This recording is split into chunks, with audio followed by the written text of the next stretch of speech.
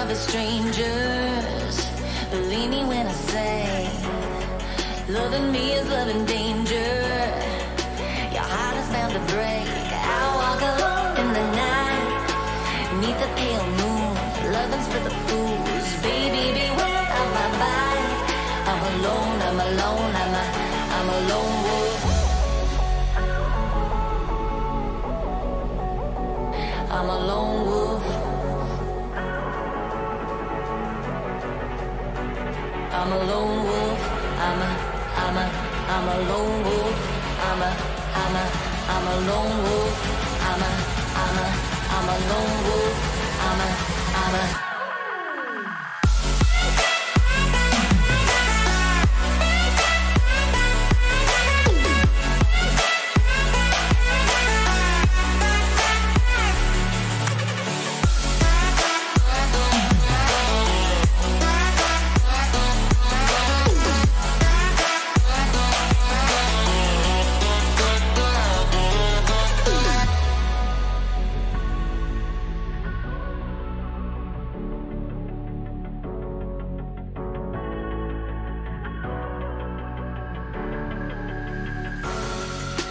creeping through the shadows and the corners of your mind. I will the wind blows. I run but I don't hide. I hear the call of the wild, whispering my name. No, I can't be tamed. My heart belongs to the night. I'm alone, I'm alone, I'm a lone wolf. I'm a lone wolf. I'm a lone wolf.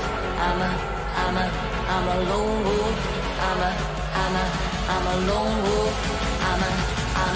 I'm a lone wolf. I'm a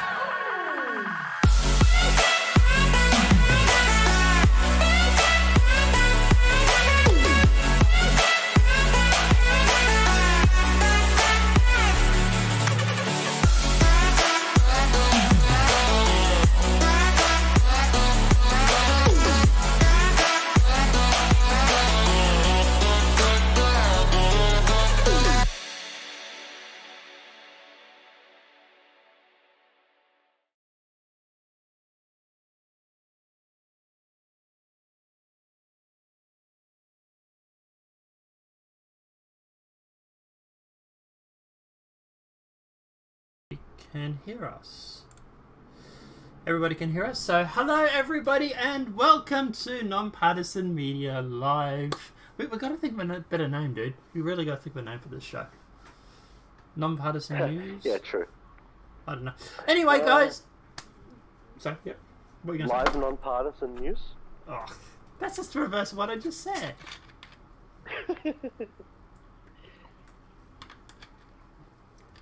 Alright guys, so in case you weren't noticing, I seem to have adjusted my screen resonance, thrown everything out of whack. Yay for Windows! So look, at the end of the day, that's why you probably noticed the intro was moving around a little bit. Yeah, we had 8 minutes, so I thought we'd kill it with, you know, doing a little bit of maintenance. But anyway, let's jump into it. Let's talk about the news, because it's depressing and I want to play my favourite game. Let's see if Satellite can kill himself with depressing news, but let's jump into it. Alright, in Minecraft, of course. Yes, in Minecraft. Totally in-game. By the way, guys, just on that, we do both have links in the description below to both Satellite's gaming channel called Bernardo and my gaming channel, obviously GamersCafe. If you haven't already subscribed, why not? What are you doing? So please, obviously, feel free to go through and do that. Yeah, we're playing some Star Citizen over the weekend. We'll probably be playing it tonight, maybe. And he also does Factorio and Space Engineers, and I do Rage Quitting Halion sometimes, depending on how Halion's going. And also, I want to go through and do a lot more streaming in the future too when my internet gets upgraded in April, counting the days. So yeah, go and subscribe to both those channels if you already haven't. But let's jump into the news. Alright, so, where do you want to start today? You want to start with the really bad thing, the really, really bad thing, or the oh my god, I'm going to go play in traffic thing? Yeah, sure, go. Alright, so... that way the stream goes uphill, you know? Yeah, okay. Well, we'll start with some maybe red-pilling news, maybe? If you want to call it that. Okay. But yeah, Austria. White girls wearing headscarves to prevent harassment from Muslim migrants. We're demonetized already. Oh boy. Yeah. Well, yeah. Girls and women are afraid. Why are they afraid? I have absolutely no idea why they're possibly afraid of anything at all. There's nothing to be afraid of, right? It's the religion of peace. Doctor and former MP Marcus Frez said white girls in Vienna, Austria, have been wearing Islamic headscarves to prevent street harassment by Muslim migrants. During an appearance on the OE24, France revealed that in a heavily migrant areas, fathers are telling their daughters to wear hijabs so it disguises the fact they're non-Muslim. Speaking with women on the street, speaking with children, speaking with young girls, I myself know fathers who, when their daughters are coming home in the evening, when they live in a problem area, give them headscarves so they won't be recognized as Austrians, said France. I know this personally in the 15th district of Vanilla. This is in fact, he said, adding that the women are afraid because of permanent microaggressions and being sexually propositioned by Muslim men. Woof. So he added that girls were being propositioned with unpleasant aggression and attitudes that girls and women were quite simply are afraid. You can see it in the population of the work and the social professions like me, remarked Frez, adding, we need to distinguish clearly between the settled population and those who have arrived more recently. Oh boy, oh boy, oh boy. The story bears some similarity to how some German girls in migrant-heavy schools are also wearing hijabs to prevent bullying. We also previously reported a mother in Germany whose daughter was being bullied by a Muslim student because she was blonde, Christian, and didn't wear a headscarf, was told to by the headmaster of the school in Frankfurt, holy shit, to cover up with a hijab. What the actual... Anyway, the mother and the student told BILT... that her daughter was being bullied by a Muslim girl, such as a degree that she had to take them out of the school for protection. She was beaten and verbally attacked on the way to school, and the mother said explained that the abuse was because her daughter was blonde-haired, didn't wear a headscarf, and has German Hebrew name, and is a Christian. When the headmaster was informed of the situation, he advised the mother to cover up her daughter with a hijab. Holy shit! When your daughter does not have a when your daughter does not have a say that she is German, besides you have to give her a headscarf, she was told, which is obviously broken English. But moving along. Okay. How are you feeling so far? Not good. Yeah. Not good at all. So, people, if you live in high migrant areas now, just forsake your culture and just start wearing that damn headscarf, because otherwise they're just going to bully you. And this is not going to encourage this sort of behaviour whatsoever. You know, just cuck. Really, you got to really tuck that dick between your legs and learn to cluck like a chicken, because we've all got to give in to Islam. Right? Is that the moral of this show? It just goes to show that minorities don't come in equal form. Let's just put it that way. Yeah, it's I don't know about you, but I personally find that this is quite ridiculous, quite absurd, and even the fact that the teacher has actually suggested this to me, or the headmaster, it was actually a headmaster that suggested it, was absolutely ridiculous. I just realised I hadn't started recording. Oops, first story. But I was going to say, but at the end of the day, I really don't know. I really don't know where to go with this. Like, what's going to happen? What, all of a sudden these high Muslim migrant areas are going to have to go through and just start conforming to Islam? They quickly Islamify everywhere they go. Yeah. You can't open your immigration program to these kinds of people. You just can't. Yeah, see, this is the thing. Like, everybody gets sold this dream that, you know, all these migrants, they're going to be coming to you. They're going to integrate with society. We're going to be a great big lovely melting pot. Well, I hate to tell you, but there doesn't really seem to be much of a melting pot, as we're going to destroy the civilization that's already there, and we're going to incorporate our own civilization, whether you like it or not. And if you have a problem with it, well, you're just racist, you're just bigot, you're just a homophobe. Yeah. See, here's the thing. When you're cooking and you have a literal pot on your stove, right? And you add, you know, your ingredients, and then you get your seasons, right? Now, what's the percentage in general you think of when you add certain herbs and spices to your food in the melting pot? Oh, I would say probably 50-50. Like, for example, say you want dark chocolate, white chocolate. I would say that, you know, for example, once it breaks the 50-50 mark, it starts becoming more predominantly dark than white, right? Well, actually, but when you're cooking with herbs and spices, you add a pinch, right? Yeah. Because if you add more than a pinch, it destroys the flavor. So Austria should have taken in no more than a pinch. Well, this is the thing. I don't think they've taken in more than a pinch.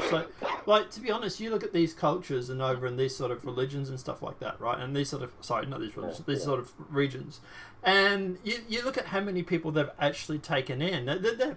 They're still sitting around only around 1%, 2%. You know, like some of these countries are like the UK, for example, are higher. But like I think actually no, hang on, let me stand corrected. Australia is at 3% already, right? Oh yeah. Yeah. So Austria and all those sort of places are still what, 5-10% maybe? Would you say? Well, right. But the problem with the other problem with the immigration thing is they don't stir the pot. So when you pinch in your thing. And then I'm dragging this meme out. Yeah. You then get your ladle and you stir it through. And what they should be doing with the immigration program is not letting them ghettoize into one spot. Yeah, I do think this whole spread right out. Look, at the end of the day, if you're going to go bringing in these foreign cultures and stuff like that, and that's a big if on that, if you ask me. But I was going to say, if you're going to start bringing in these foreign cultures that don't necessarily clash with, or that necessarily gel with your society, and if you want people to start going through and becoming, you know, multicultural, if you want this melting pot, you're going to have to make sure that they don't start forming ghettos like they already have. Because otherwise, people are just going, Australia took in a lot of Lebanese. Back when I was a kid, we took in heaps of Lebanese. I think it was because of the Lebanon Civil War or something back then. Something like that. Yeah. So, what happened there was that they did ghettoize places like Punch Bowl, and Campsie, which is down in it's in New South Wales. Like it's the outer suburbs from the city for those Americans here. Yeah. And they just really intensified in that area. Now, but the thing is that the Chinese had already intensified much of those areas too. So there was quite a lot of tension between these two cultures. And so the Aussies are sort of just dragged into it because, hey, you're just there in that area. Yeah. That's where white flight kicked in a hell of a lot. That there was, I moved out into further out to suburbs, and there was like in the news how there was like 1,000 families a day moving into these areas where I moved out to as well, and it was basically just white Australians. They destroy countries. They really do. The Asians don't. Not really. They're pretty cool for the most part. Yeah. But the Middle Easterns, no, man. Just look, take in only true refugees. Don't take in migrants. That's my advice. Yeah, look, at the end of the day, if you want to go through and bring in people into that are obviously going to gel with your community, with your culture and stuff like that, then at the end of the day, obviously things like, for example, bringing in people like, for example, the South African farmers who are currently being murdered would be a really, really good start. But the thing is at the end of the day, the politicians and whatnot, they don't want to do that. They don't want to bring in the white farmers. They want to bring in the people that are literally killing the other people. Like, how absurd is this that you're literally bringing the people in to your country that are attempting to murder the other people? And it's not hashtag, it's not all I know, blah, blah, blah. But at the end of the day, as a majority, if you've got two groups, you have one group who is actively attacking another group, your idea is not to bring in the group that's been attacked, but to bring in the attackers. And look, I've got friends that are from South Africa, and they're great people. You know, I've got white friends, I've got black friends from South Africa. They're not all bad. Right, I get that. But we have a problem in Australia right now with the South African gangs. And it's like, holy shit, who didn't see this coming? You know, oh wait, everybody who spoke about this over a year ago that was branded a racist. Yeah. But yeah, there's riots going on up that way now. yeah, like the we literally had over the weekend. We had I think it was Thursday or Friday. We had a Muslim guy walk into Brisbane Airport up further north than where we are, who went through and literally screamed some Arabic statement and threatened to blow up the airport. Now, they're claiming it's not domestic terrorism, okay? But at the end of the day, if someone walks in with a bomb into an airport, I'm thinking that's probably domestic terrorism. Would you not say that's domestic terrorism? Yeah, did he have a bomb? Because I never looked into the actual story. No, yeah, he had a suitcase with wires claiming he had a bomb. Like, how is this not terrorism? What the hell is Australia doing that sits there and says, nah, this ain't terrorism, bro, it's all good? But if I was to walk into an airport... It was a prank. Yeah, it was a prank, bro. It's no big thing. But, you know, if you or I were to do... And obviously we're not encouraging this, YouTube. But if we were to walk into an airport doing this, holy shit, we would be classed, you know, the mega bomber. You know, the domestic terrorist that supported Trump. But because of some guy's colour or some guy's skin, he gets a pass. He's fine with it. He'll probably go to jail anyway, but not for terrorism. Like, they'll just go, hey, look, you know, this was like... Oh, yeah, you kidding, bro? He's got mental issues. He'll spend 6 months in a mental asylum, and then he'll get out rosy red. Yeah? Hello? Yep, I'm here. You still there? Yeah. Yep, alright. Alright, let's move on before we get, you know, totally banned off YouTube. Executive documents show CNN was tipped off on Roger Stone's arrest by 29 agent... Exclusive documents show CNN was tipped off on Roger Stone's arrest by 29 FBI armed agents leaked by Deep State. Oh boy, is anybody surprised about this. So, Roger Stone's attorney provided essential evidence of Justice Department Special Counsel leak ahead of the conservative author and activist arrest. Just over a week after his televised arrest was carried exclusively by CNN, attorneys for the longtime Trump advisor, Roger Stone, have sent a letter to the House of Senate Judiciary Committee detailing how some reporters may have received an early draft copy of the indictment. Documents obtained exclusive by Gateway Pundit show a copy of the draft indictment without the PACER filing number or the official stamp of the court, with metadata on the documents identifying as being authored by AAW, who is suspected to be the lead special counsel prosecutor, Andrew Weissman. So CNN's camera crew allegedly arrived at Stone's residence a whole hour before the raid on CNN's Sarah Murray provided Stone's attorney with a draft of the copy of the indictment in early morning communique to confirm the FBI raid and arrest. CNN was the only camera crew on the scene of the FBI raid on Roger Stone's house. So they were only there an hour before the arrest. And we're still expected to buy that this was not leaked. Is that what they're saying? No, they're going to say this was not leaked. Yeah, but they only arrived an hour before the. But what do you think the chances of the FBI turning up and literally an hour after CNN arrived with the camera crew?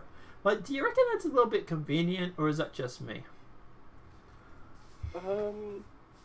I think it points to a leak. Now, there's a draft document with the metadata on it. Yeah. Seems to me like that's just a smoking gun. What do you think?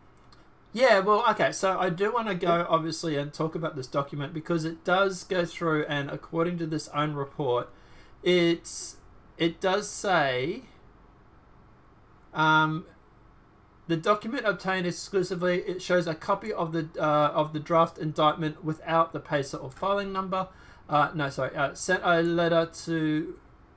So, may have received an early draft of the government. So, it's not definite. Obviously, trying to be as... Yeah, they may have. Yeah, so I want to be trying as fair as possible. But according to this, Dear Chairman Graham and Ranking Minority Member Collins, regarding the letter sent to you by office by FBI Director Why following the arrest of Roger Stone, Mr. Stone has directed me to provide details chronologizing the arrest of the outline below. So, 4:58 a.m., CNN film crew arrives in front of Stone's residence in an SUV with 2 occupants. At 6:04, the FBI arrives at Stone's residence. So they were literally there just for over an hour before the FBI turned up. So what I'm seeing here is a possible scenario on how it went down. So being as fair as I can, there's no real smoking gun at the moment. This is more of a hypothesis on how it possibly happened. Look, that said, do I think the FBI tipped him off or someone in the Justice Department tipped him off? Hell yeah. You don't get CNN rocking up an hour literally before the raid goes down without someone tipping you off, right? I do think it actually happened. But as for this document itself, I don't think it's a smoking gun per se. I think this is more of a hypothesis on how something could have possibly happened. But like I say, yeah, I really do think that the FBI or that the CNN was tipped off. I do really believe that happened. But as for this document, this is more of a hypothesis, I would say. What are your thoughts? I'm still gonna lean towards yes, they were tipped off. Yeah. I think it's interesting. This is almost like a discovery thing where, they say discovery is a bitch. Yeah. Leaks happen, Yeah. Leaks happen within CNN. There's going to be an intern who might, see a document on the desk and just go, oh, that's juicy. Yeah. Snap. So, these things are going to happen, and I think that at the end of the day, definitely they were tipped off. We may never get the full story, 100%, exactly how it happened, who did it, but I think that's the way it went down, yeah? Yeah. Yeah, and look, at the end of the day, obviously, when it comes to this sort of stuff, look, I would say, I would say at the end of the day that, yeah, they were definitely tipped off. I don't have any questions, any queries or anything about that. But, yeah, I don't think this is the smoking gun that the Conservatives want it to be. But that said, like you say, leaks happen all the time. People that work at CNN, interns, whatever, might turn around and say, well, hey, like this is a load of crap, and therefore... Oh, well... Yeah. Well, I'll just mention, actually, what's it, Project... Veritas? Vitero? Yeah, Veritas, yeah. Yeah, so they have people who are getting into organizations. Yeah. That's obviously... I think there are other people now who have been sort of thinking, oh, that's a great idea, let's do that too. Yeah. So I mean, these are long games. They take a year or more. So you might end up finding, a Project Veritas video or some other person who's done something similar, who after 2 years deep undercover has 2 years worth of recordings and conversations that they leak. Sure. So you never know. Some juicy stuff could come out. You never know from Veritas or others. And then you look at Google, where I think it was nearly 3 years later, a video recording of them literally talking about how they wanted to, or it was 2 years later, how they were crying over Trump, and they were literally talking about manipulating the system. Yeah, obviously, look, the it always does end up coming out in the end, which is why obviously I hold hope for, like, for example, Seth Ridge and stuff like that. I would like to know definitely what happened to Seth Ridge. But I was going to say, but yeah, yeah. I don't know, but he deserves justice. He really does. Look, at the end of the day, I don't necessarily agree with the guy's political point of view. At the end of the day, obviously him and I are probably on different sides. He's a Bernie bro, and I would have supported Trump over Hillary any day of the week. Hell, even over Bernie. But anyway, but I was going to say, but at the end of the day, I don't think some kid should be killed because he leaks something that is fundamentally wrong with the Democratic Party. So, but anyway. But let's keep moving on. We should probably keep moving on. Caught on video, MS-13 murders a man on the 7 train in New York City in Alexandria Ocasio-Cortez's district. She's bringing illegals to SOUT. What's it? SOT? What's that? SOTU? I know. I'm normally SOTU. Yeah. SOTU. Yeah, but what's the south of the Union? I don't know. What's the SOUT part stand for? Anybody in chat, let us know. But yeah, basically an MS-13 murder was captured on the 7 train in New York City. Horrified footage was captured by Progressive Action.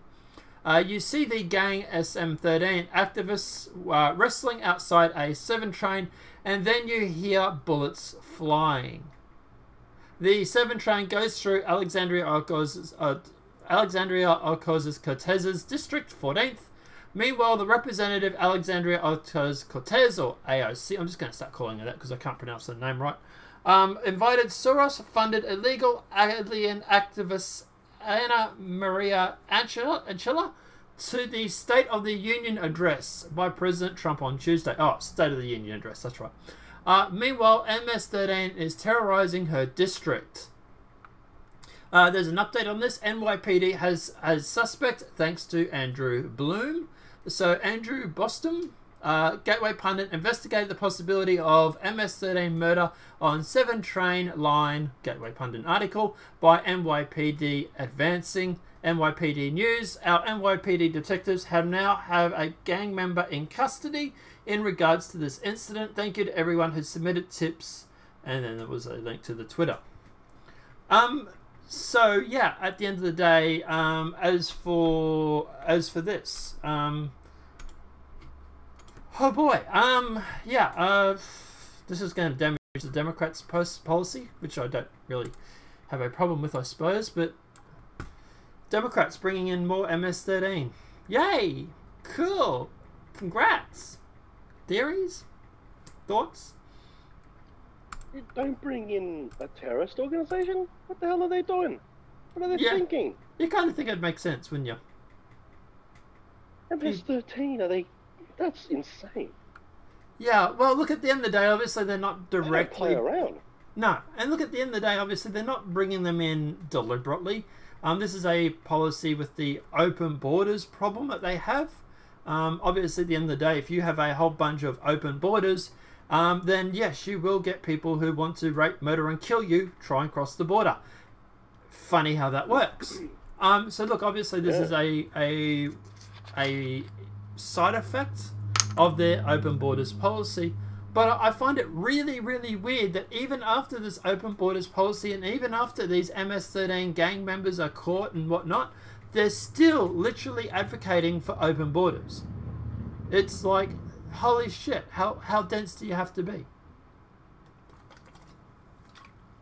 Wow. But anyway. Just wow. Yeah. I told you this one was going to probably crush your spirit. But anyway, look, at the end of the day, obviously, the best thing about this is it's going to red pill some people, hopefully. People will go through and go like, yep, this is a problem. Yep, this is probably something that we need to address.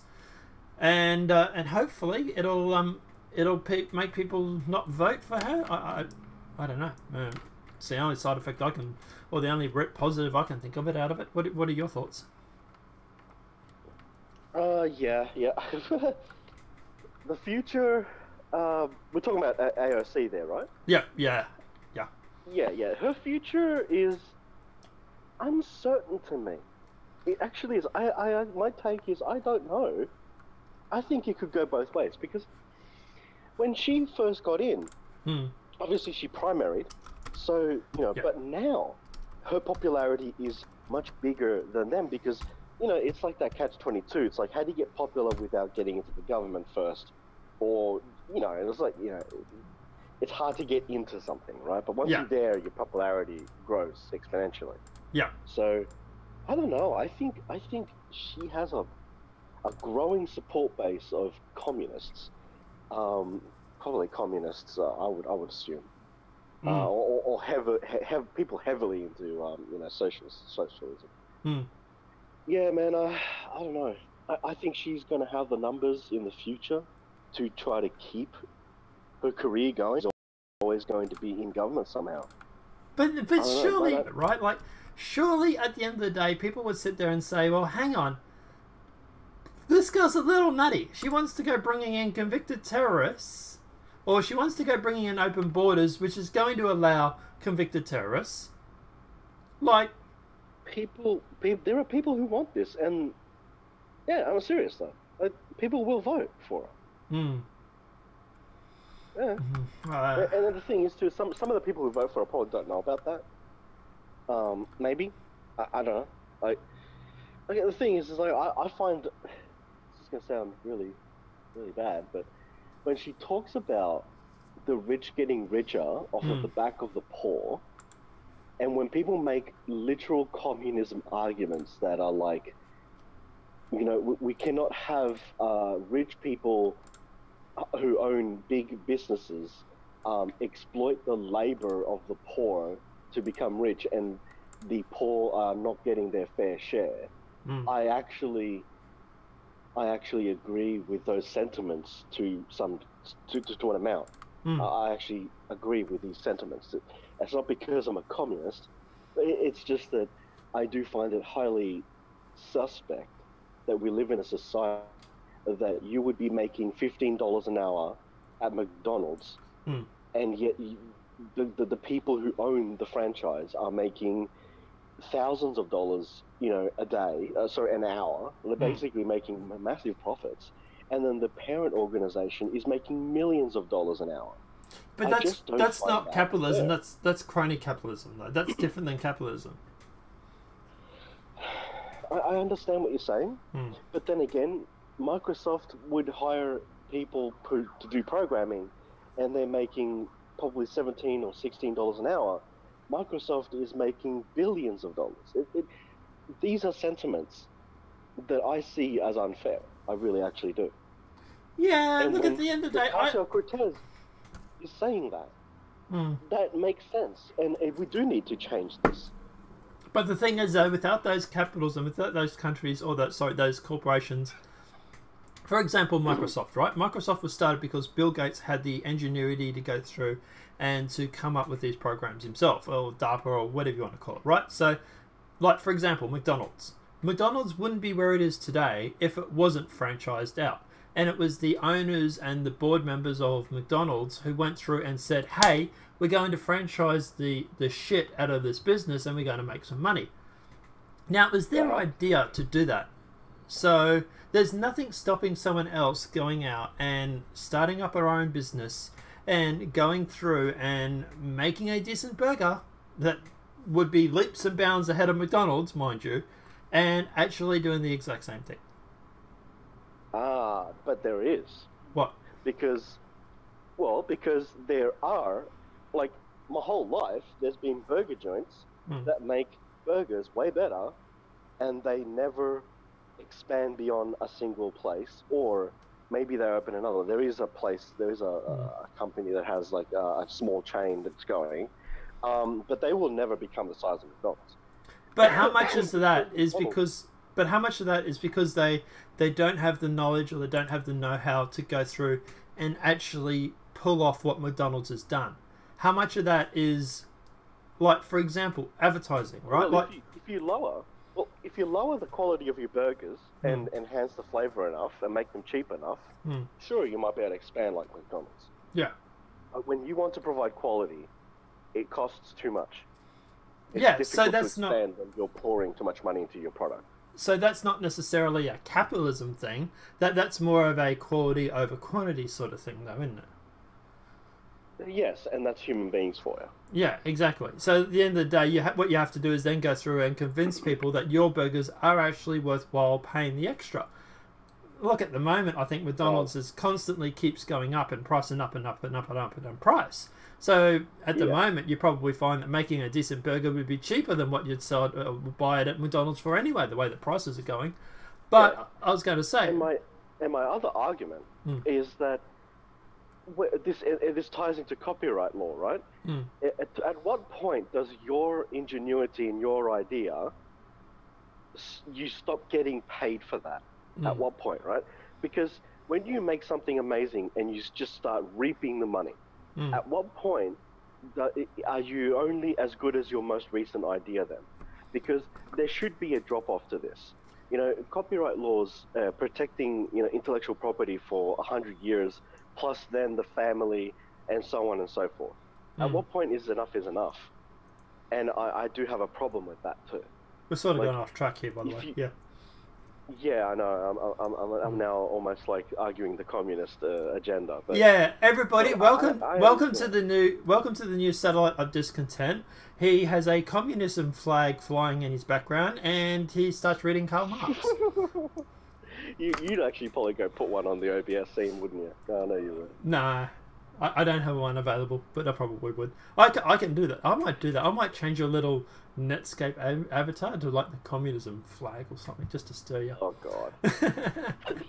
See, the thing is like I'm all for social capital systems, and that's great. But you can't at some point capitalism becomes crony. You've got companies here in Australia like Telstra that are known to have held back this country to a point where it's even damaged the country. True. Enough is enough. That's what I'm saying, basically. Yeah, and look, at the end of the day, obviously, yeah. For example, look, I'm not saying. I understand why some people agree with her. I understand why some people will go through and side with her, but I think there's a lot of misplaced blame, and I think a lot of people are trying to blame Microsoft or these large corporations or whatever, and this is not me shilling for them or anything like that. I used to agree with him and say the exact same thing up until a few years ago, but being someone that has ran their own businesses and stuff like that, I know how easy and how hard it is to make or break when it comes to being in business. And I sort of have a little bit more admiration, I suppose, for the... I do have 5 years experience being the only employee of a business, a small business. Yeah. I know how hard it can be. Yeah. And that's not what I'm talking about. I'm talking about when you get to a massive business where, I can hear you giggling, you've done something. I can, when you get into a massive corporation size and then you start building lobby groups and you have lines of lawyers behind you, you become an unstoppable force that is able to get away with whatever you want, treat your employees in any way you like, and it becomes something has to be done about that. That's all. That's what I think. Yeah, look, at the end of the day, and that's obviously why we have. I swear I'll take the communist flag off your name now. But what I was going to say is, and that's why we have things like, for example, we have watchdogs and stuff like that. But the thing is where these watchdogs become corrupt is by going through and by being influenced by these. Look, we should probably get off this topic because we're going so far off the topic. But I was going to say, yeah. But we can have a discussion about this some other time. But we've literally been going for 44 minutes already, and we're literally talking about communism versus capitalism here by this stage. But like I say, so as for these MS-13 guys, to get back on track, she's literally, these guys are literally going into her district This is literally New York, where she grew, or where she runs as a Democratic senator, and this train goes through. Obviously, I'm not sure if this actually happened at her train stop. I don't think it actually did. But at the end of the day, the fact is that, you know, that this is New York. This is what's literally happening in New York at right the moment. And they're advocating for more open borders. I've heard a theory that she might be so much outside of the establishment that she may actually become like Sarah Kerrigan, you know? Like she's going to grow like her own army and take over New York. I've heard people actually say that. Look, at the end of the day, when people turn around and say that, you know, that she's the opposite to Trump, they are literally right. She is literally the opposite to Trump. Right. Yeah. But the thing is, too, she's the opposite and then the same because of the horseshoe theory, where she actually does things like Trump does. Yeah. You know, like how the way that she's using social media to grow an army. It's crazy. Anyway, but yeah, we should probably get jumping on to the next thing because we've still got a whole stack of news to talk about. Covington High School student lawyer prepares... Next topic. Covington High School student lawyer prepared for possible liable fight releases a video of the truth. Oof. Oh boy. More than 50 media organisations, celebrities, politicians were sent letters from lawyers representing the Covington Catholic High School students seen in a controversial viral video, the first step in a possible libel and defamation lawsuit. And the teen's legal team have also released a 15-minute video that says shows the truth about the interactions at last month's March for Life. Senator Elizabeth Warren, Democrat Massachusetts, actor Alyssa Milano, good on her for being sued, woohoo! Jim Carrey, suck my balls. Media organisation CNN, Jim the New York... Carrey? Yeah. Dude, this guy's Trump derangement, wow. Trump derangement syndrome. CNN, the New York Times, and which is sad because I like Jim Carrey's movies, but anyway. CNN, the New York Times, and the Washington Post, the dossier of Covington were among the dozens recently sent preservation letters, to the text of which advises the parties not to destroy any documents in connection with the case. The something Inquirer, I'm getting that name wrong, I'm not even going to try and pronounce that, first reported on Friday that the initial list of organisations and attorneys Todd Murray confirmed to Fox News on Monday that more organisations and individuals also receive letters. It's an enormous pool of possible defendants, he said, adding only one party had responded to the letter, though he did not say which party. Alright, I kind of... Look, I don't want to be in a situation, or I don't want to be in a society where people just sue people because of my feelings, okay? I don't want that. But that said, I can understand, and I fully support these Covington High School kids suing the media because of the slander campaign that was waged against them. Like, there must be a point where you sit there and you're thinking... Okay, look, at the end of the day, they deliberately lied about these kids. They deliberately took things out of context. You know, like, yeah, sue them. Take them to court. Have fun. I don't know. What are your thoughts? Yeah, of course. It is... the overwhelming evidence is exactly that they lied, they libeled. Why are you putting a communist flag all over the screen while I'm talking? No. I was playing around with something else and it went up by accident. Yeah. yeah. God.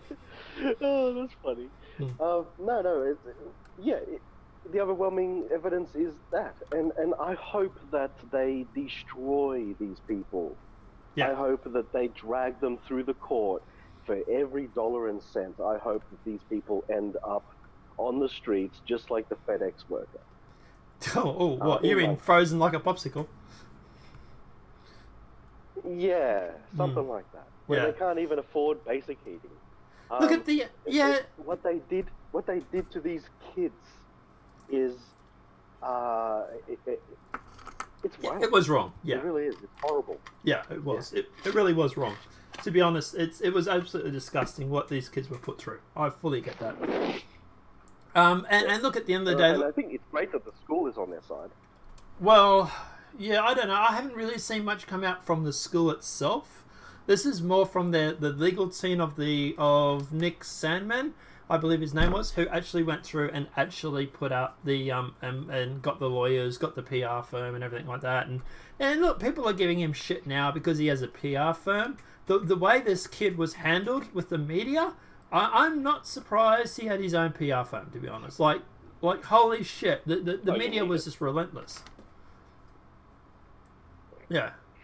But look, You would need it. I mean, you need a PR firm when this level of shit's going on. Oh yeah, this kid was crucified in the media. So look, at the end of the day, I fully understand why he has a PR firm, and I fully support why he does it. As for this lawyer suing these guys, look, is the lawyer being opportunist? Probably. The lawyer's probably sitting there thinking, I'm going to make an absolute shit ton of money out of this. Also, at the end of the day, he's probably sitting there thinking this is a good way to get some PR for his law firm. So yeah, I'm not saying the lawyer's, doing this because he's, a white knighting for these kids or anything. He's obviously out to make some money. But I kind of support the lawyer doing this, because at the end of the day, that people like CNN and Alyssa Milano and that, they need to be held accountable. That there needs to be some sort of accountability for celebrities, turning around literally saying, get me names of these kids, or other people turning around saying, for example, I'll suck anybody's dick who punches this guy in the head. But from Saturday Night Live, remember that comedian? I use that term very loosely, but who turned around and offered fellatio for any guy that punched this kid. Holy shit. This is disgusting. This is... And for example, it's obviously double standard, because if we talk about, for example, we were talking about David Hogg. If we made a video criticizing David Hogg, we were, copyright strike, community guidelines striked, whatever it was, off the internet. How many people got copyright strikes or community guidelines strikes for making a video about David Hogg? God, tons. Yeah, I think I got one, actually. I think I got one at the time. Didn't Alex Jones also cop something? Yeah, I've got a few of them. One of his strikes was because he was bullying a teenager, as they called it. Yeah, something like that. Not even a teenager. Yeah, something like that. But anyway, I kind of support the lawyer going through and doing this, to be honest. And at the end of the day, good on him. I think it's a good thing when you go through and the evidence. Oh yeah. And look, at the end of the day, this is not a guaranteed win in the court case. At the moment, this is merely him turning around saying, you have to start preserving data because we are looking into suing you. So this in itself will probably trigger a lot of people. That works. Yeah. So this will probably trigger a lot of people to come out with apologies over the next few days. I think we're going to see a rash of people apologising to these Covington High School kids, to be honest. Which is kind of sad in itself. The only way that these people apologise is with threatened lawyer. But anyway, let's keep going. Rapper 21 Savage arrested by ICE days after trashing Trump's border policy. Holy shit, this is funny. This is ironic. So, rapper 21 Savage was detained by Immigration and Custom Enforcement ICE Sunday, just days after criticising Trump administration for its immigration policies. During a performance of his hit song A Lot on Today Tonight, starring Jimmy Fallon, 21 Savage changed the lyrics to the song to take a shot at the US border policies under President Trump. Quote, been through some things I can't imagine to my kids stuck at the border. Flint still needs water. People was innocent, always couldn't get lawyers, he rapped. Okay, as for this, kids stuck at the border, don't try and cross illegally and you won't get stuck at the border. Flint's school still needs water. That's the Democratic city of Flint that you're talking about, right? that Flint that you're talking about, that Democrat stronghold that literally has had this problem since Obama was in power. You're talking about that particular one, right? Like, holy shit. Like, Flint has had problems with water since Obama's been in power, and they're using that now to literally go after Trump. Holy shit. Too bad you didn't care about Flint's water when Obama was in power, right? People were innocent, couldn't always get lawyers. That's just factually inaccurate anyway. People always get represented at the border. He raps. The 26-year-old rapper's real name is Chute bin Abrams Joseph, well, whatever, was arrested by ICE in Atlanta Sunday over alleged immigration violations. According to ICE, the rapper was brought to the United States from the United Kingdom when he was a child in 2005 and did not leave after his visa expired a year later. A statement from ICE reads, the US Immigration and Customs Enforcement, ICE, arrested unlawful presence United Kingdom national Chute bin Abrams Joseph, aka 21 Savage, during a targeted operation with federal and local law enforcement partners earlier Sunday in Metro Atlanta. Mr. Abrams Joseph was taken into custody, ICE custody, and he is unlawfully present in the US and is also a convicted felon. Oh boy, that's a little bit inconvenient there, that last part, isn't it? Look, at the end of the day, you know, don't go shitting on the border patrol agents and you won't get friggin' arrested if you're on the illegal. That's what's happened, I suspect. I suspect they were like, oh, he's going to call us out. Yeah. Let's just check if he's illegal. They probably do that because, you know, trolling. And then they go, oh my god, he is actually illegal. Let's go arrest him. This is great. Yeah, look, at the end of the day, I'm not saying that the ICE agents haven't deliberately targeted him because he called them out. But, you know, at the end of the day, maybe you want to go getting your own affairs in order before you go calling other people out for similar things, for example. You know? It's just funny. This is just funny. If you're a convicted murderer, for example, and he's not, I'm just saying as an example, then obviously you don't want to go calling out, you know, the president for being a convicted murderer because people might look into you and whether you're a convicted murderer, for example. Like, that's just an example, people, just saying. But yeah, look, at the end of the day, yeah. If you have something to hide, then yeah, don't do that. Yeah. And look, obviously no one's perfect. Everybody has skeletons in their closets, yada, yada, yada. But it was kind of funny that he's illegal and he was literally calling out Border Patrol. But let's keep going. Liam Neeson reveals wanting to kill a black bastard. He's, quote, YouTube, not mine, after friend was raped. The actor Liam Neeson expressed regret in a shocking interview for the horrible thoughts he had about wanting to kill a black person after a friend was raped. In an interview with The Independent, Liam Neeson revealed that when he was younger, a female friend was raped by who she said was a black man, which led to Neeson having violent racist thoughts about killing something or other. I'm not going to say it again, but you get the idea. As a result, he said in the interview, it was some time ago. Neeson had just come back from overseas to find out about the rape. She handled the situation of the rape in the most extraordinary ways, Neeson said, but her immediate reaction was, there's a pause. I asked, did she know who he was? No. What color were they? She said it was a black person. I went up and down the areas with a crush, hoping to be approached by someone. I'm ashamed to say that if I did for maybe a week, hoping someone, Neeson gestures air quotes with fingers, black something or other, would come out of the pub and go at me about something, you know, so that I would pause another, kill him. Neeson clearly knows what he is saying and is shocked as it is applauded. It took me a week, maybe a week and a half to go through that. She would say, where are you going? And I would say, I'm just going out for a walk, you know. What's wrong? Oh, no, nothing's wrong.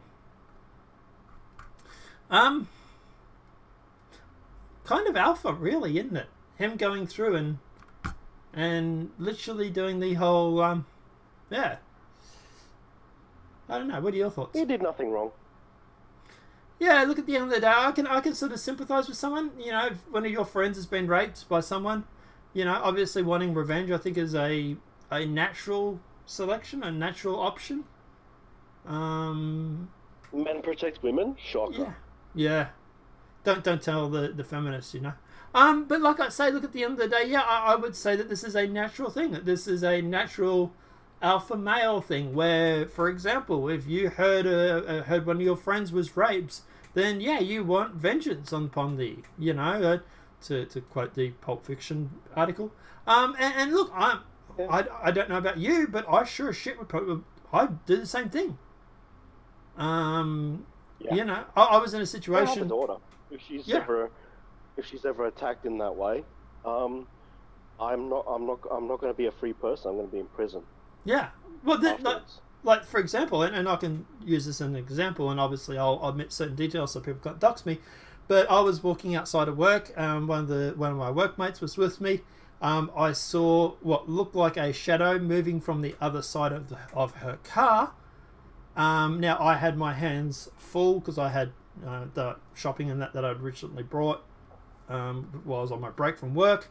I had that in my hand. I was literally putting this down, and literally this guy came from around the side of the car. He had a ski mask on, and he was jumping out and sort of coming to be very threatening. He wasn't making a move or anything at the moment, but he was sort of jigging around the spot like he was, you know, prepared to take a swing sort of thing. I already started putting the bags down on the ground because I was going to knock this guy out. Now, at the end of the day, it ended up being that it was actually her son who was playing a joke and almost got rushed to hospital for it. But I was going to say, like, yeah, I was literally... Dude, I was literally 2 seconds away from knocking this guy out. And as you know, I do martial arts. This guy... Dude, he would have had a fractured jaw playing this sick... And later he realised it was a bad joke because... Holy shit, you don't know who the guy is that's standing next to your mother. But yeah, like, I'm fucking over 6 foot tall, and I would have fucking sent this guy to hospital. And yeah, I was already putting my bags on the ground and knocked this guy out. But luckily she turned around and said his name, and I sort of realised, oh, hang on, do you know this guy? And I stopped. But like, this guy almost got sent to hospital for his troubles. But yeah, so like I say, it's a natural thing. It's a natural response where guys want to protect women. And I don't think this is toxic masculinity. I think this is actually a really good thing. This is something that makes women feel protected. And afterwards, she actually turned around and actually thanked me for sticking up for her and protecting her. You know, women get gushy over this sort of stuff. So, yeah, I think this is completely natural. I don't know. What are your thoughts? Yeah, it's only a very, very tiny minority of men that don't protect women. If anything, they lock them up in basements and fill barrels over the years with their bodies and all these things that have happened. Serial killers, you know, that it's weird stuff that goes into it. It's a very, very tiny amount of men that do that. Yeah. If anything, there's a particular culture that actually does hurt women, and that's what we should be worried about. Yeah, I would say there's more than one culture that we should be worried about, but there's definitely 2 or 3 of them at least. Not mentioning names because, you know, I like to keep my channel, but you guys can probably guess which ones we're going to talk about. But yeah, but anyway, let's keep going anyway. Super Bowl. Lily had Super Bowl LLLL. What's that? Super Bowl 40? What's L? Is L Roman numerals 40 at 10? Super Bowl 4? Yeah, 4 L's. That's the Roman numeral for 4, I believe.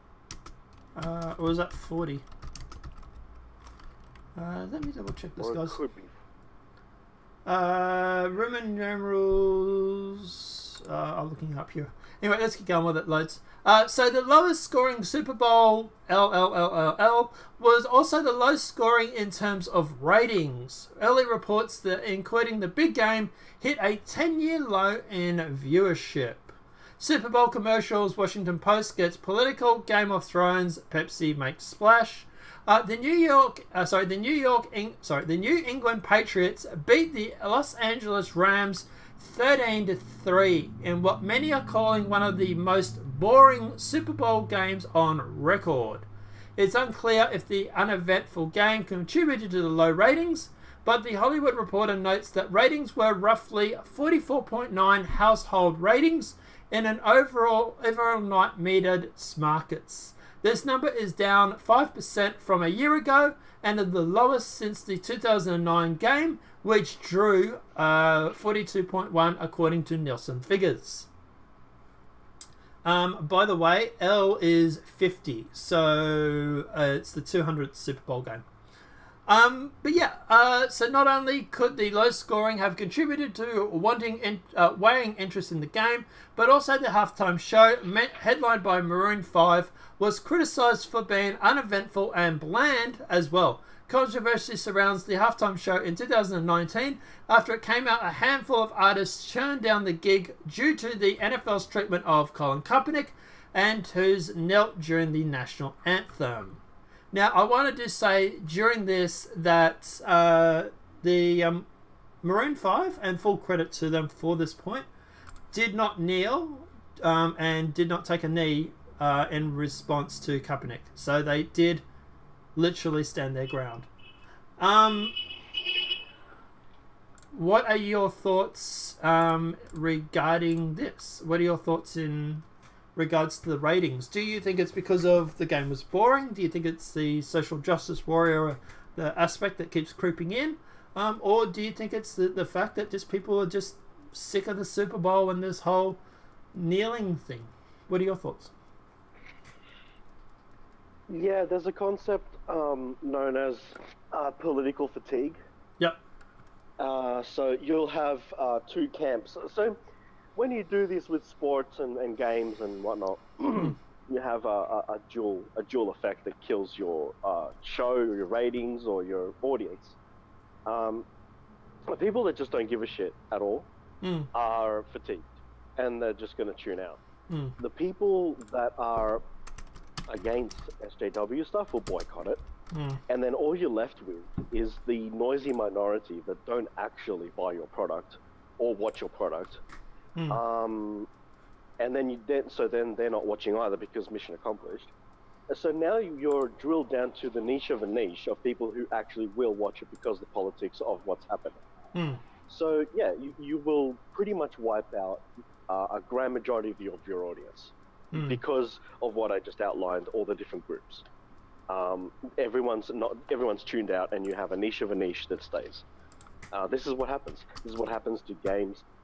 It's proven, Fallout. So it's called Gender Field 5. All these things. And the Super Bowl. I'm not surprised.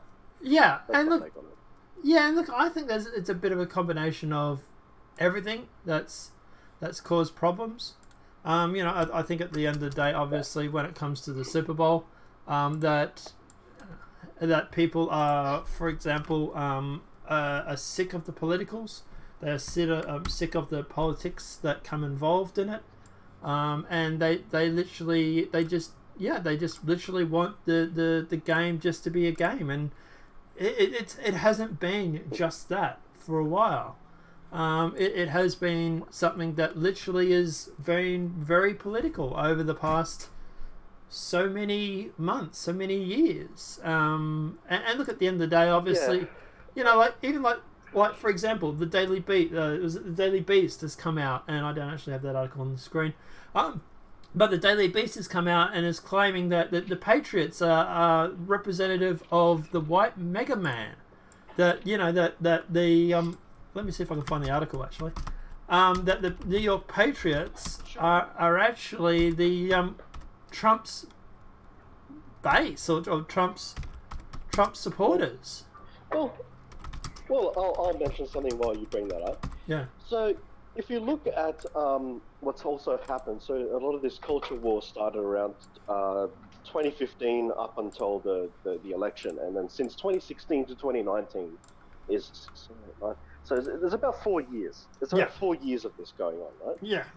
Clearly, the fatigue is really sinking in. Oh yeah.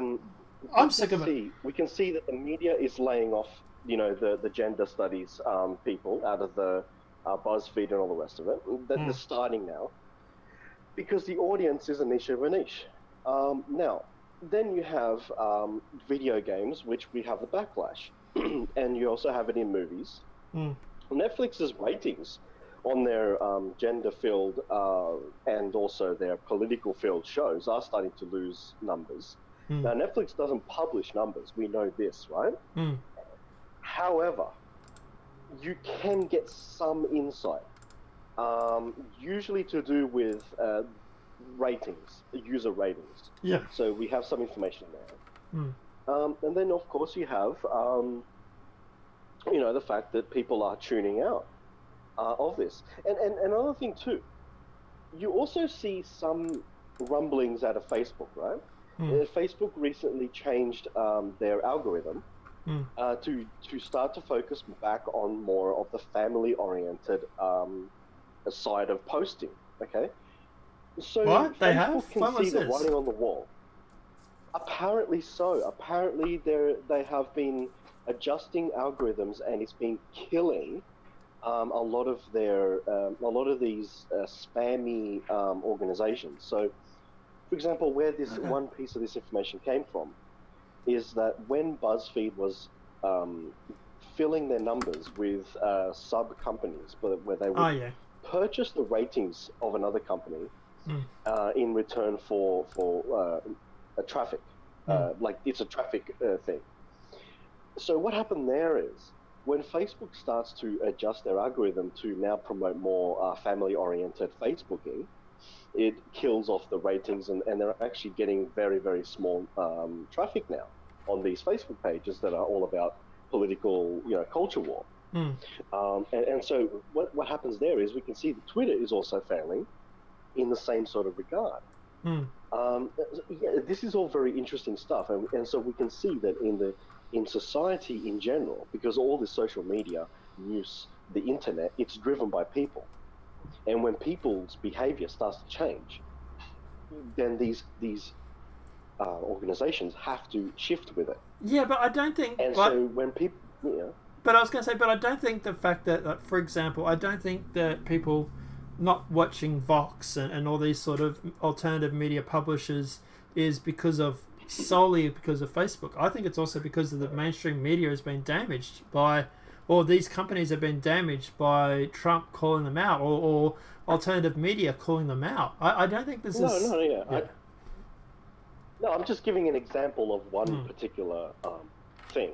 I'm not saying it's the reason. I'm saying this is an example of something causing a shift, and it's interesting, and you take that as a small part of the greater picture. Well, look, at the end of the day, you get, like, for example, the Patriots player who says that he won't visit the White House, but would be dope to meet Obama instead. Now, this is the Patriot player. This is with Super Bowl 200 in the books. New England notch signed their 6th Super Bowl win. The topic discussion quickly turned to the off-season plans for one of the Patriot defenders whose off-season plans will not include the President Trump at the White House.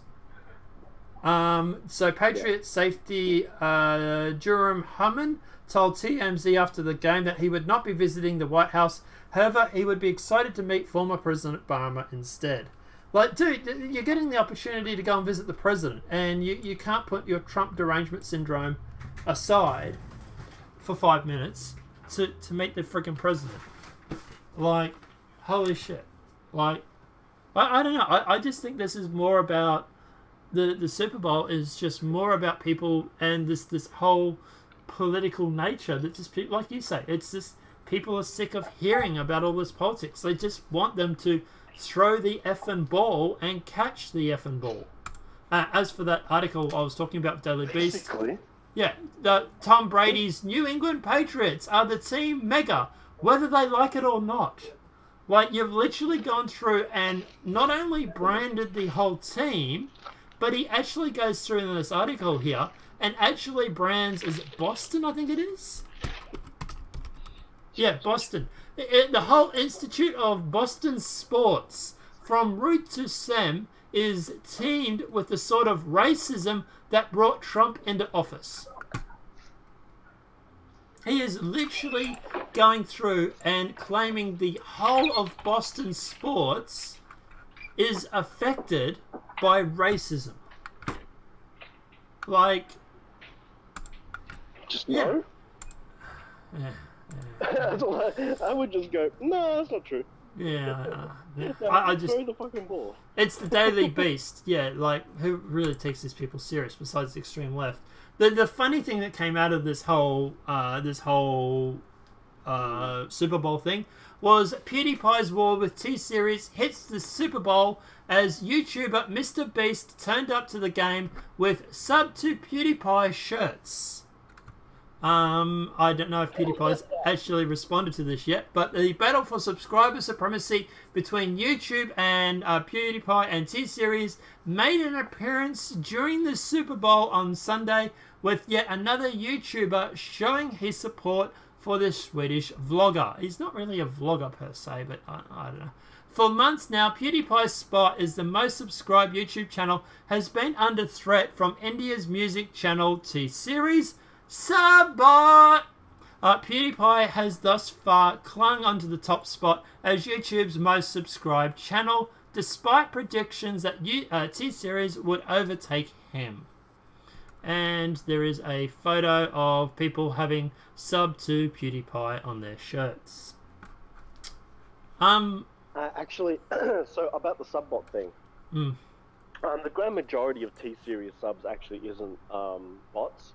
However, when YouTube does its, I think it's a yearly sub-bot detection and desubscription thing, I think PewDiePie lost only a few hundred subs and T-Series lost thousands. Yeah. It was up in the, like, normally 4,000 or 5,000. Yeah. So it's not really that bad. I mean, you know, out of millions. Well, they have at the moment 83 million. Yeah, there's a lot of people in India. Yeah, but that's what I mean by subbot. Because what I think is that people from, sorry, but what I was going to say was at the moment I think that, for example, if you're in India, you automatically sort of get subscribed to T-Series. I don't know. I'm thinking that. Yeah, I don't know. I just think it's a little bit. I've never been sub to T-Series. You're not in India, are you? Oh, wait. So if you're in India, you get automatically subscribed, do you? Well, I don't know. That's my theory. That's my conspiracy theory for it. That's my theory. I don't have anything to back that up, but that is my theory about this situation. And just to give you guys an update on the battle for how it's actually going at the moment, PewDiePie is at 84,021,370 whatever. T-Series is at 83,864,180 something million. There's a counter live on the screen, so you guys can obviously check it out. PewDiePie is winning. Yeah, but dude, it's getting bloody close. Oh, it's been closer, dude. It was down to hundreds at one point. Yeah, well, it's only 153,000 different at the moment. Oh, yeah, no, it was down to hundreds sometime last December. Yeah. So the campaign to, subscribe to PewDiePie campaign is working. He's now thousands and many thousands above now, so it's good for the most part. It's working for the most part. But if PewDiePie has just one or two bad days, T-Series will pass him. Yeah, so, obviously I've got the counter on the screen, and obviously, guys, if you have not already subscribed to PewDiePie, what are you doing? You're letting him down. Go subscribe, alright? Yeah. I've subscribed on all my accounts. So, I'm with you, PewDiePie, alright? I stand with you shoulder to shoulder, bro. But look, at the end of the day, obviously... Sorry? Sorry, what were you saying? Okay. But yeah, as for this sort of thing, I've just put on the screen, a bigger screen, so you guys can obviously check it out for the moment. But yeah, at the moment, I do think at the moment that I do find it a little weird that, you know, for example, with this, you know, that, yeah, that they do manage to automatically get subscribed. I do find that very, very weird. But yeah, I don't know. Yeah, I don't know. But anyway, we should probably keep going. Pay up $39 billion of Brexit bill or put the UK's future relationship with the EU in peril. Oh boy, please don't do that. Brussels top bureaucrat warns the MPs. Can we just have the UK do the equivalent of walking into Brussels, flipping the table, flipping the bird, and walking out and say we're leaving? Yeah. Like, seriously, I would just love that. I would just love them to turn around, the UK to turn around and say, screw you, you would not come to this extremely benefit situation for you in which the UK was going to get shafted. You didn't take the deal that was the amazing deal for you that the Remainer you know, has obviously gone through and tried to put. And at the end of the day, you didn't agree with her on the deal, so stuff it, you know. But Martin Selma, the feared and powerful Secretary General of the European Commission, has told British MPs at Brussels meeting in the UK must pay the $39 billion Brexit bill, even if there's no deal. No, I'm pretty sure they don't. I'm pretty sure that if there is a no exit deal, you don't have to pay shit. And they are literally going to say, we're leaving, bye, and literally walking out. But anyway, Mr. Selma, who is the most senior EU civil servant, warned on Monday that the future relationship between the UK and the EU could be jeopardised by refusal to pay the financial settlement after no deal. The warning could be interpreted as a thinly veiled threat that in the event of no deal, a furious EU would refuse any free trade negotiations unless Britain settled its account. Obviously since then, Chris Grayling blamed Brussels, not Britain, if we crash out of the EU with no deal. So it's been cruelly named Failing Grayling, and it's set up as the Cabinet's Brexit whipping boy. But the Transport Secretary's last night restated his levy credentials by insisting Nissan's X-Trail decision had more to do with diesel than the referendum results. Having described himself as the lightning rod for the anti-Brexit brigade, the prominent Brexiteer who ran Theresa May's leadership campaign cautioned against blaming the Japanese car company decision moving out of the project from its Sutherland plant on the UK's EU exit. So yeah, I think Nissan sort of backed out of this mostly because of diesel, I would say. I also think they're under pressure from the EU. I would not be surprised if the EU has turned around and said, if you don't leave the UK after this no exit deal, we won't sell your cars in the EU. I don't know. It's like a theory. I don't have any evidence to back that up, but that would be my suspect. What would you say? I'll just go with what you're saying. It makes sense. Yeah. To some degree. You don't reckon that the EU might have threatened Nissan a little bit and said, you know, hey, you know, you might want to leave the EU and might want to leave the UK. You don't reckon that would have happened, or? Well, it wouldn't be the first time that Britain has been in some way economically punished over Brexit. No, it's not the first time. Quite a while now. Well, you look at Soros shorting the UK bank, for example. It's not the first time some large corporation is. Sorry. Yeah, a certain web hosting, game hosting, you know, just a hosting company, a big one. That I happen to know the CEO of, was jumping up and down in anger about Brexit. he was a Remainer Mm. because his company was, being affected by all of the economic strife. He had very tough times there for a while. What economic strife, though? This is what I don't get. People go on about the EU, and Britain was perfectly fine before the EU. What strife? Like when people talk about strife leaving the EU. When Brexit started, there was some issues with the currency, and he was just being pretty pissed off that his profit the money he was making, the profit margin was getting absolutely destroyed because his costs were going up and his revenue was going down because of what was happening with Brexit. Big company here, like not as big as Amazon, but it's a really big hosting company. Right. I used to talk with the CEO a lot on voice chat on Skype, and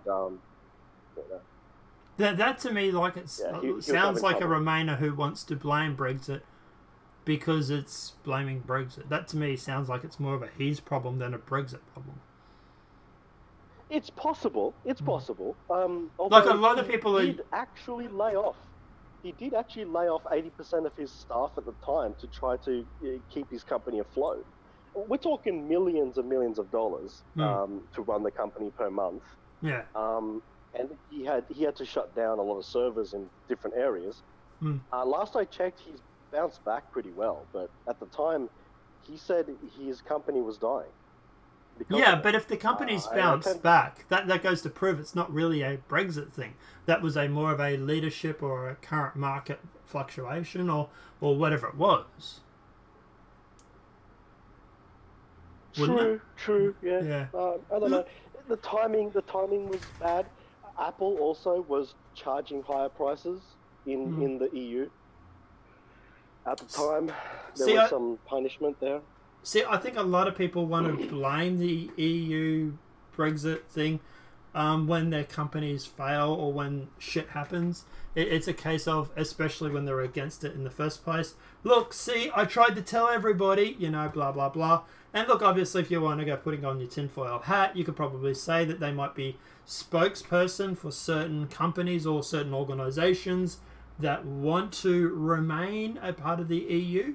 But even not saying that, even just going through and just, say this guy is completely independent and say what this guy is actually saying and say it is actually true that, his company was actually affected. I don't know who you're talking about, so I can't judge. But if the company has actually bounced back, that to me proves that it's not really anything to do with Brexit. Because, hey, guess what? We still have the same shit that we had 12, 18 months ago. So, I don't know. You want to talk about it off air or something? But yeah. It's just I was just helping him with a couple of the games that he would host, and I just ended up being on Skype calls with him, for a couple hours every now and then, just talking politics. And he'd mention how his staff was low. They used to ask why, and then that would spur off the conversation. And he felt that it was Brexit causing it. That there was the economic strife. Look, he might be right. He might be wrong. To me personally, I would say he's probably wrong. But let's keep going anyway, I suppose. A son, 27, wants to sue his parents because he didn't consent to being born. Okay, so I have a little bit of a... This to me seems like it's a fake story, so I'm going to put this under hoax. And I'll explain why, but anyway. Rafael Samuel is reportedly planning on taking legal action against his parents in Mumbai in India.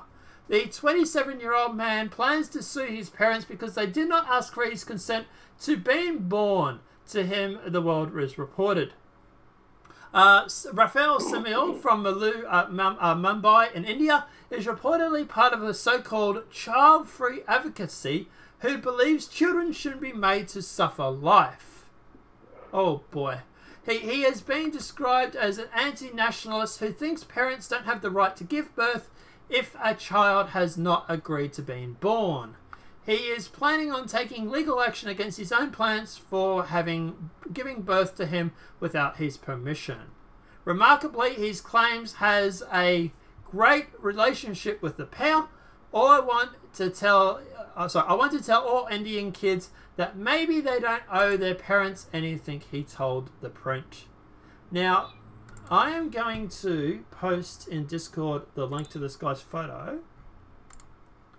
And you let me know, I'm posting it under live show. You let me know what you think of this guy's beard. Because this is why I'm thinking it's fake. To me, that looks like a fake beard. What do you reckon? Checking it out. Alright, so...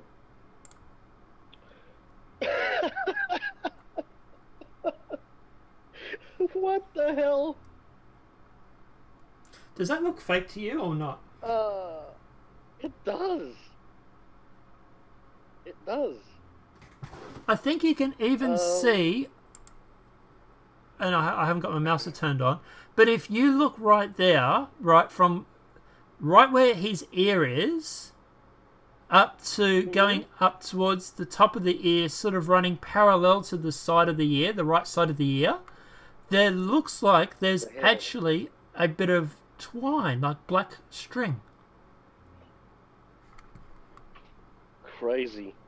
Hang on, let me see. Yeah, I can see it. It looks like a strap going along there. Yeah, so just turning it on for the people at home so that you can see what I mean. Firefox, here it is. And the other thing, just to say that right there, you can't get consent. You can't get consent from a future child. It just doesn't work. No, and yeah, I that piece there, that to me looks like it's a piece of string, like it's a piece of string holding the beard up. And even when you look down a little bit further, it looks like that edge line is like string. And also, if you look below the mouth, down here, that looks like it's been like a cut edge, and it has a thread or something on it. Mm-hmm.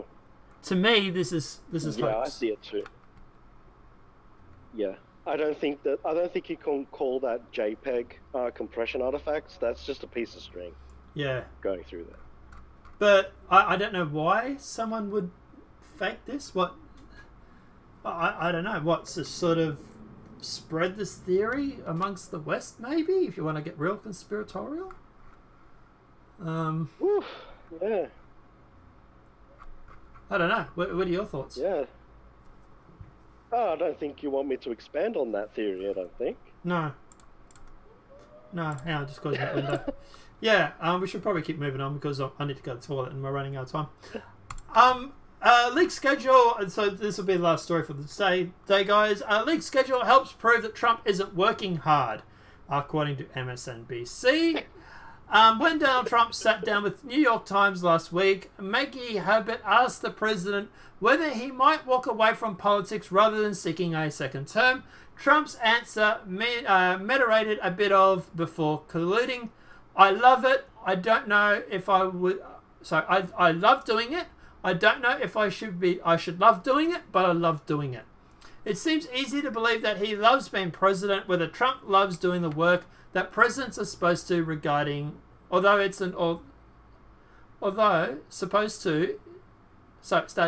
seems very easy to believe that Trump loves being president. Whether Trump loves doing the work that presidents are supposed to do is an altogether separate question. So with this in mind, Axio published an interesting scoop over the weekend. A White House source has leaked nearly every day of President Trump's private schedule for the past 3 months, which is extremely stupid to do. Because imagine if it was like future plans in this, like for example visiting Iraq, then it would be a security risk. But anyway, but this is usually a venomous leak, gives us unprecedented visual into how the president spent his days. The schedule, which nearly covers every working day since the midterms, shows that Trump has spent around 60% of his scheduled time or over the past 3 months in unstructured executive time. So what's the point with that? I don't get what's the problem with... Unstructured executive time, as in time actually thinking about what to do and planning what to do for the country. That's not working, is it? I understand. Yeah. So we've known for a while that executive time is the euphemism of choice when this White House describes Trump's many hours of downtime, leaving the president to do as he pleases, including watching the inordinate amount of television. But that to me sounds like that's a theory, right? We don't actually have that as proof. Yeah, the theory that he sits down, watches Fox News, and then he goes and makes decisions based on that. I've heard that. But at the end of the day, even if he was doing that, let's say he is doing that, right? Is there a problem with being informed? No. So I would say look, if it's true that he sits down and watches Fox News, well, that's not really a good spending of your time as a president. I don't think.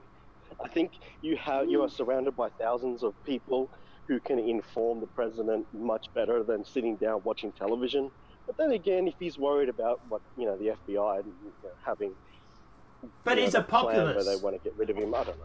But he's a populist, right? So he goes where his base wants him to go. This is what a populist movement is, and this is what people don't get. Trump is a populist. So, for example, if Fox News is reporting that 60% of Trump's base is against him building the wall, then guess what?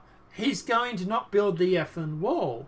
If, on the other hand, 60% of his base wants him to push on and build this wall, then he's going to go through and do this. Yeah. So this is just a way that he is in touch with his base. So I don't really have a problem with him having Fox News or whatever it may be running in the background while he's doing business. Like, shit, the amount of time, like, for example, you and I will sit here and play games and I will have YouTube news running in the background or whatever it may be.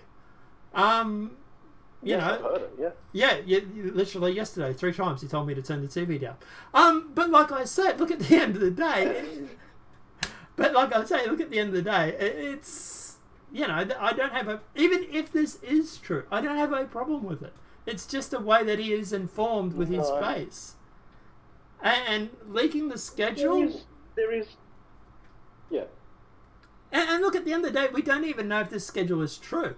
As far as I know, executive time, or whatever they want to call it, is him being in meetings, him having meetings with people, him sitting there signing documents and researching things or whatever it may be. I'm kind of glad he's not taking the advice of the military-industrial complex who seemingly want to blow everything up. So I don't really have a problem with him. Can we see what Obama's schedule was? Can we see if it's sort of similar? I'd like to know that. You know, it probably was, right? Probably, yeah. Yeah. But the thing is, obviously, the White House has come out and said that this is disgusting and disbelief within the White House after Trump's scheduled leak. The White House found itself knocked off balance ahead of the State of the Union after an anonymous staffer leaked months of President Donald Trump's schedule to Axios, who administration officials told the Daily Caller. Axios published, and I will check out that link, months of Trump's private schedule Sunday evening, detailing how Trump spends nearly 60% of his time in unstructured executive time. To me, this is like him having meetings and stuff. Like, oh wow, the President of the United States, from my understanding, is spending 60% of his time having meetings.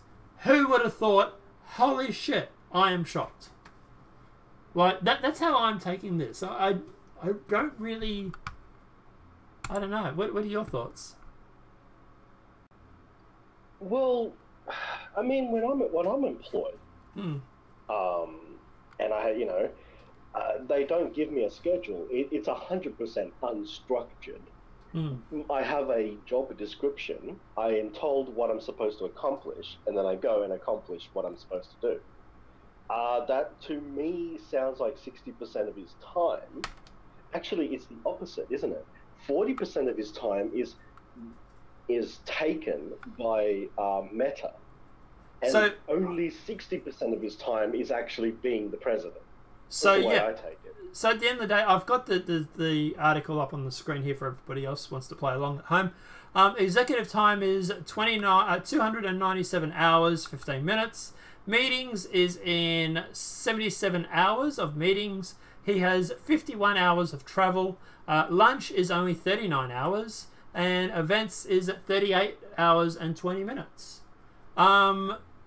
So, you know, there is a big block here for this executive time. But to me, this is informal meetings. This is, you know, this is not the official meetings that he has or anything like that with obviously Nancy Pelosi and stuff like that or whatever. But him sitting around and having discussions with his advisors and stuff. Like, you know, or doing research or looking into things. Like, or having off-the-record meetings, or not off-the-record, but having meetings with, you know, phone conversations with world leaders and stuff like that. None of that is mentioned here unless that goes under meetings. It's, to me, I find this very, very petty. It's insane. It really, really is. It's Trump derangement syndrome. Yeah, like I said, show us what Obama's schedule was like. Show us that one. Let's see. Let's have a comparison point, because this in a vacuum means nothing. Show us Bush's one. Show us, I don't know, just show us all of them. Let's compare it. Let's compare the different schedules for the different presidents and see what it looks like to be a president. That's what I want to know. Let me see if I can actually find an article that talks about Obama. Sure. Oh, I doubt it was actually leaked, to be honest. Schedules. So apparently Bustle has saying that he has more executive time than Obama.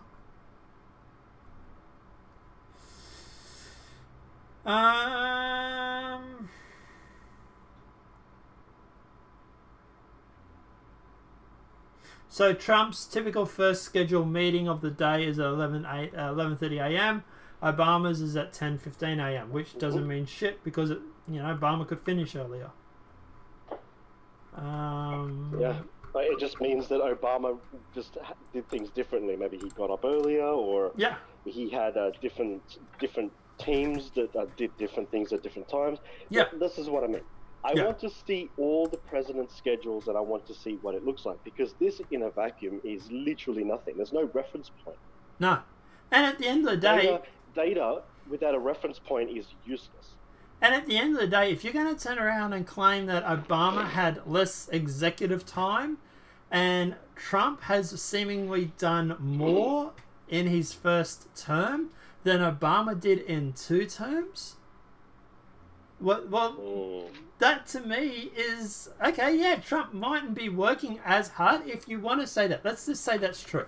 Say Trump is working... Well, working smarter is better. Yeah, working less harder. Let's just say that Trump is working less harder than Obama. But Trump is clearly getting more done when it comes to being president. Well, shit, man. What does that say about Obama? That, that that just supports my theory. He's a duck. He was a duck president. Executive time... Yeah, it supports my theory that executive time is actually being a president time. That supports that theory. Yeah. Because if Trump has more executive time than Obama did, that means, well, he has more time to be a president and do president work. Yeah. That's my theory. Or at the end of the day... without a reference point. Or at the end of the day, Obama is a duck, It's all calm and everything on the top of the surface. But underwater, he's pedaling like mad because he wants to move somewhere and he's treading water. It depends on how you want to take it. It really does depend, but... Yeah, and actually you can work less hard with your propeller underwater and have more speed if you have a better design on how you do things. So less cavitation on the propeller means you actually go better, and Yeah. you don't have to burn as much diesel. No. And as I say, look, at the end of the day... A bit of a nerd take there. Yeah. And look, at the end of the day, to be honest, I don't really think this proves either way. Like you say, it's not in context. There's not a lot of information about anything. And to be honest, that Trump has clearly got more done than Obama. So if your argument is going to be that Obama had more time as an administrative in office and got less done, well, what does that say about Obama? You know? But Exactly. I don't know. And can we, and maybe we can criticize Bush for visiting school so much, because he'd sure love to go and not be a president and do stunts, I suppose you can call them, media stunts. Yeah, look, at the end of the day, Those. I'm no fan of Bush. But yeah, look at the end of the day, I'm no fan of Bush. Everybody knows that. But I don't fall on party lines. I don't fall on the fact that he's a Republican, so I'm going to like him, sort of thing. To me, he was a bit of a dick president, because he went to war. Now, whether he went to war on fake intel and he knew it, or whether he went to war on fake intel and didn't know it, regardless, he was still a puppet. He was led around by his little George Soros and military-industrial complex shoestring, so to speak, in my impression. Yeah. So, Exactly. yeah. But anyway, And because... he was the president during 9/11, and there's a lot of stuff around that one. Oh yeah. Don't even get me started on that, because we'll start entering conspiracy theory territory and YouTube will shut us down. But yeah, like I say, look guys, I don't know. Let me know what your thoughts are in the comment section below. What are your thoughts on anything that we've talked about today? But yeah, it was kind of a busy news day, considering I thought there wasn't going to be a lot of news at first. Obviously, we have the white girls wearing headscarves to prevent harassment from Muslims over in Austria. Obviously, we have executive documents show that CNN was tipped off. Well, a bit of a clickbait title, but anyway. Obviously, at the end of the day, we have MS-13 murders man on train that goes through New York and Alexandria Cortez's district. Covington High School student lawyer proposed. And then we had the communism discussion after that one. Covington High School student lawyer prepares for possible liable fight. Released a video of truth. Rapper 21 Savage was arrested because he's an illegal. Yet he criticised Trump's illegal policy stance, so self-interest there. Liam Nelson reveals he wanted to kill a black person after a friend was being raped. Super Bowl is in dire straits for ratings, probably because of political nature. Though one of the best things that came out of it was the whole Sub to PewDiePie thing. Apparently Brexit, the Brussels wants Britain to pay the £39 billion bill, even if they get no deal, which I would say screw you and move along. A guy who literally looks like he has a fake beard is advocating for what do they call it? Infanticide, when you go around killing kids. Infanticide. Yeah, infanticide. Leak schedule helps it prove Trump isn't working, although if you ask me, that proves that Obama was a duck that seemingly wanted to keep peddling his legs and not getting anywhere. I don't know. But yeah, let us know what any of those topics are in the comment section below. Before we go, you have anything you want to talk about? Sure, talk about.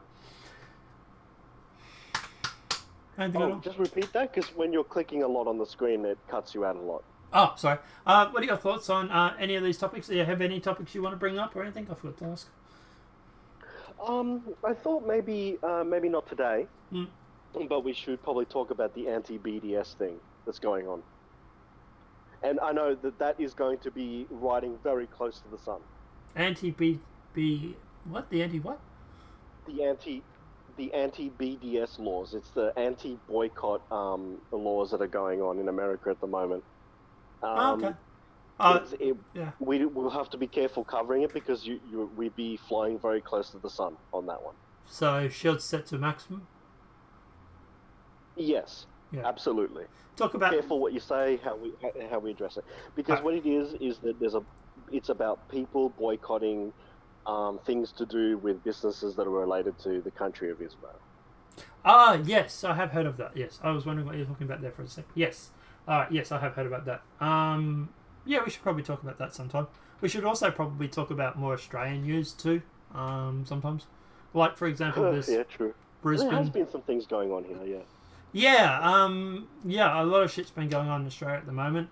You know, we've had the Brisbane airport attack, although it's not terrorism, you know, but, you know, a guy walking in literally with a bomb, you know, what would you call that? But yeah, there's been a lot of stuff going on here, so we should probably talk about that sometime too, but I don't know if the subs want us to talk about more Australian news, or if they want more worldwide news, or a combination of Australia, American, whatever news. Let us know in the comment section below.